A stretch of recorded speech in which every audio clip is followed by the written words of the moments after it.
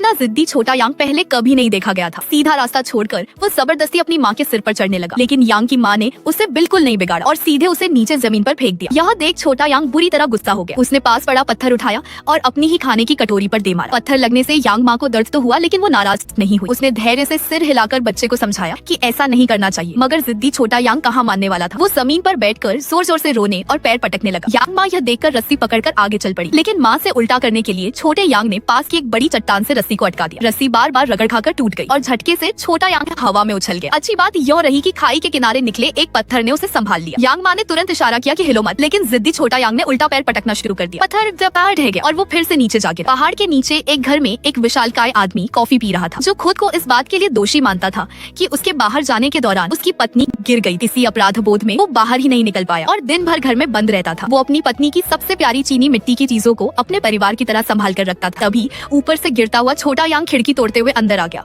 और एक सुंदर चीनी मिट्टी का चाय सेट टूट गया। टूटे कप देखकर विशालकाय जोर से दहाड़ा और उसने तुरंत छोटे यांग को पकड़ लिया। उसे मारने का फैसला करते हुए उसने एक बड़े बर्तन से यांग को मेज पर ढक दिया और दूसरी चीजें लाने मुड़ा, लेकिन शरारती छोटा यांग इधर उधर उछलता रहा और मेज पर रखी और प्लेटें भी तोड़ दी। यह देखकर विशालकाय और भड़क गया। उसने छोटे यांग को उठाकर सीधे कढ़ाई में डाल दिया और फिर ओवन में बंद कर दिया। उसके बाद वो प्लेटें चुनने लगा जैसे भुना हुआ पूरा मेमना खाने वाला हो। जैसे जैसे आग तेज हुई, बिना बंधा छोटा यांग ढक्कन उठाकर चिमनी से भागने लगा, लेकिन बीच में फंस गया। जोर लगाने पर चिमनी की दीवार हिलने लगी और गिर पड़ी। गिरती चिमनी ने घर की बीम को तोड़ दिया, जो लुढ़कती हुई विशालकाय के पैरों के पास आ गिरी। अब विशालकाय ने सोचा कि इतनी तबाही मचा रहा है तो इसे काट ही डालते हैं, और उसने छोटे यांग को तख्ते पर रखा। जैसे ही चाकू उठाया, ऊपर की बीम ढह गई। उसे लगा कि उसकी कीमती चीनी मिट्टी फिर टूट जाएगी, इसलिए वो तुरंत चाय सेट उठाकर दरवाजे वाली अलमारी में रखा। यह सब देखकर छोटा यांग समझ गया कि चीनी मिट्टी ही उसकी कमजोरी है और उसने फिर से तोड़ फोड़ शुरू कर दी। शेल्फ की सारी प्लेटें जमीन पर गिरा दी। अब विशालकाय सच में टूट गया। वो हर तरफ छोटे यांग को पकड़ने दौड़ा, लेकिन भारी शरीर के कारण वो फुर्तीले यांग को पकड़ नहीं पाया। छोटा यांग अपनी फुर्ती से जो भी तोड़ सकता था तोड़ता चला गया और आखिरकार उस कीमती चीनी मिट्टी की अलमारी तक पहुंच गया। यह देखकर विशालकाय उसके सामने घुटनों पर बैठ गया और हाथ जोड़कर विनती करने लगा, लेकिन जिद्दी छोटा यांग नहीं रुका और उसने अलमारी को जोर से धक्का दे दिया। अलमारी फर्श तोड़ते हुए सीधे तेज बहती नदी में जा गिरी। यह देखकर विशालकाय मानो आत्मा खो बैठा हो और जमीन पर ढेर हो गया। पास खड़ा छोटा यांग उसकी हालत देखकर अपनी गलती समझ गया और इधर उधर भागकर टूटे टुकड़ों से एक अधूरा सा सेट जोड़ दिया। उसे देखकर विशालकाय समझ गया